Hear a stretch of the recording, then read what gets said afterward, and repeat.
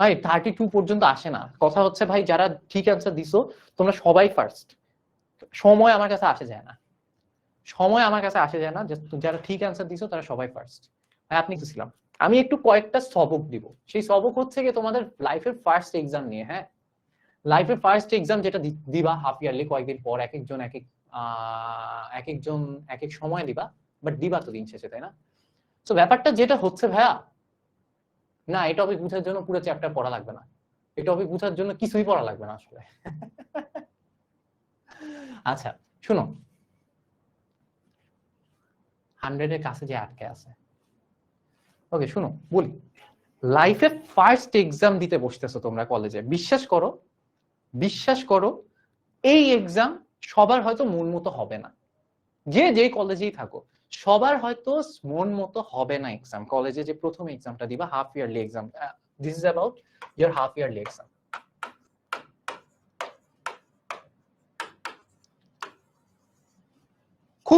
খুব মানে কঠিন কথা হলেও সত্যি অনেকে ফেল মারে যেতে পারো, অনেকেরই ফেল চলে আসতে পারে, বাট ভাই বিশ্বাস করো দ্যাট ডাজেন্ট ম্যাটার, কিচ্ছু চেঞ্জ হবে না তাতে।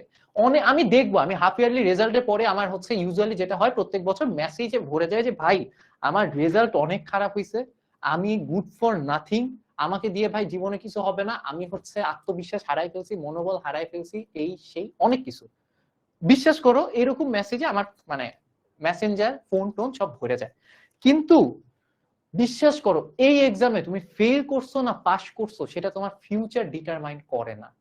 এই এক্সামের পর তুমি কিভাবে স্টেপ নিচ্ছ, তুমি কি করতেছো, সেইটা তোমার ফিউচার ডিটারমাইন করবে। তুমি যদি এই এক্সামের পর ফেল করো, হতাশ হয়ে যাও, বাদ হয়ে যাও, সবকিছু ছাইড়া দাও, তুমি শেষ। অথবা তুমি এই এক্সাম প্রথমবার কলেজে এক্সাম দিচ্ছ, যে ভাই আচ্ছা শিখি দেখি কোন জায়গায় ঝামেলা আছে, পরীক্ষাটা দাও, খারাপ হইলে হইছে, খারাপ হওয়ার পর যদি কোন কোন জায়গায় কেন কেন খারাপ হয়েছে, কই কই তোমার ফল্ট ছিল, যদি বের করতে পারো, লাইফে ওরাই শাইন করে। লাইফে যারা নিজের দোষ ধরতে শিখছে, আবার বলতেছি লাইফে যারা নিজের দোষ ধরতে শিখছে ওরাই সবসময় উপরে গেছে।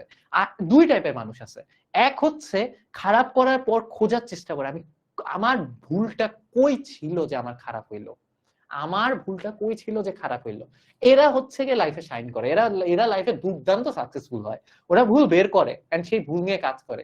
আরেক টাইপের মানুষ আছে যারা হচ্ছে গিয়ে খারাপ করার পর, খারাপ করছি কারণ আমার মা পরীক্ষার আগের দিন মুরগি রান্না করে নাই, মাছ রান্না করছে, মাছ খেয়ে আমার পরীক্ষা ভালো হয় নাই, আমার পরীক্ষা খারাপ হয়েছে কারণ আমার বাপ আমাকে পকেট মানি 1,000 টাকা দেয় না, আমাকে 500 টাকা দেয় মাসে, আমার পরীক্ষা খারাপ হয়েছে কারণ আমার ফোনটা খারাপ, আমার ফোন খারাপ তাই হচ্ছে কি আমার ফোনের ভালো করে ভিডিও লোড হয় না, তাই আমার পরীক্ষাটা খারাপ হয়েছে। এই যে কাহিনীগুলা যারা করে, যারা হচ্ছে প্রত্যেকবার ফেইলিয়ারের পর, প্রত্যেকটা খারাপ করার পর এর দোষ, ওর দোষ, তার দোষ, আমি সবার শেষে যেটা আছে আমি বাংলাদেশে জন্মাইছি, এই বাংলাদেশের শিক্ষা ব্যবস্থা খারাপ তাই আমার রেজাল্ট খারাপ হয়েছে, এইটাই আসবে দিন শেষে। দিন শেষে এরা না মানে নিজের দোষ কখনো দেখতে পায় না, এরা হচ্ছে দুনিয়াদারির দোষ খুঁজে বেড়ায়। এদের কাছে মনে হয় যে আমি ঠিক ছিলাম, কোনো কিছু আমার সাপোর্টে ছিল না, কেউ আমার সাপোর্ট দেয় নাই, তাই আমি হচ্ছে ঠিক করতে পারি নাই। ভাই একটা জিনিস বলি, দি অ্যালকেমিস্ট নামে একটা বই আছে, পড়ছো কিনা আমি জানি না, পাওলো কোয়েলোর। এই বইটা যদি পড়ো, এখানে একটা লাইন আছে, যদি তুমি মন থেকে কিছু চাও, এটা শাহরুখও পরে একটা ডায়লগ মারছে এইটা নিয়ে, হ্যাঁ, যদি তুমি মন থেকে কিছু চাও তাইলে পুরো দুনিয়ায় সেটা নিয়ে ফিসফাস পড়ে যায়। মানে হচ্ছে তুমি যদি মন থেকে কিছু চাও, পুরো দুনিয়া আশেপাশে যা কিছু আছে বিশ্ব ব্রহ্মাণ্ডে এটা নিয়ে ফিসফাস শুরু হয়ে যায়, ও চাইতেছে, ও চাইতেছে, ও এটা চায়, ও এটা চায়। বিশ্বাস করো না কি না করো, তুমি যেটা মন থেকে চাইছো তুমি দেখবা কোথা থেকে তোমার জন্য হেল্প চলে আসতেছে, তুমি বুঝবাও না, তুমি আল্লাহ কেমনে কেমনে মিলাই দিবে, পুরো বিশ্ব ব্রহ্মাণ্ড তোমার পিছে লাগে যাবে তুমি যাতে সাকসেসফুল হও সেটার জন্য।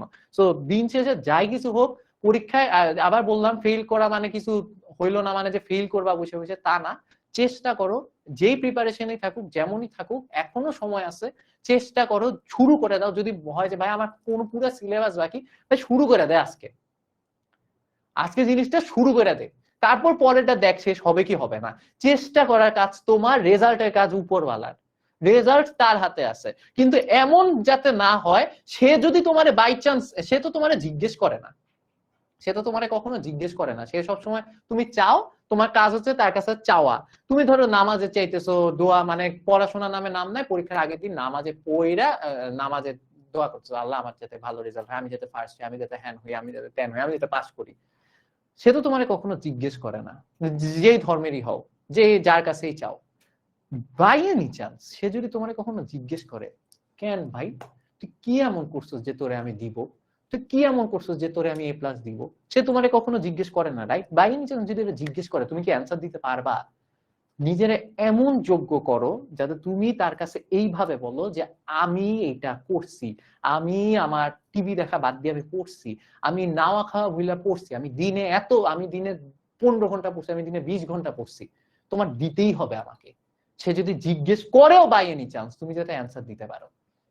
পরিশ্রম এই লেভেলে করো, নিজেকে এমন যোগ্যতর করো যাতে তুমি তার কাছে বলতে পারো যে আমি এগুলা এগুলা করছি, এখন তুমি দাও। তুমি বলছো তুমি চেষ্টা করলে দিবা, এখন তুমি দাও, উপরওয়ালার কাছে যেন এমনি চাইতে পারো। বুঝতে পারছো? তো দ্যাটস ইট। চেষ্টা করো, দেখো কি হয়। আসি আমি এই কয়েকদিন পরীক্ষা পর্যন্ত মনে হয় আসি। তো তোমাদের ডাউট সলভ ক্লাস হবে, তখন এই চ্যাপ্টারে এটা নিয়ে যদি কোনো সমস্যা থাকে আমাকে বললো, প্যারা নাই। আর হচ্ছে হ্যাঁ, এইচএসসি টেসএসসি রেজাল্ট এখন ম্যাটার করে না, এখন হচ্ছে এইচএসসি নিয়ে ফোকাস করো, ঠিক আছে? তো ভালো থেকো, সুস্থ থেকো। তো অনেকদিন পর যেহেতু আসছে, অনেকে স্রোতস্বিনী করতেছো, বৃষ্টি মিষ্টি তো হয় না, কেন যে গাবো, এটা 2 লাইন গাইলাম, হ্যাঁ।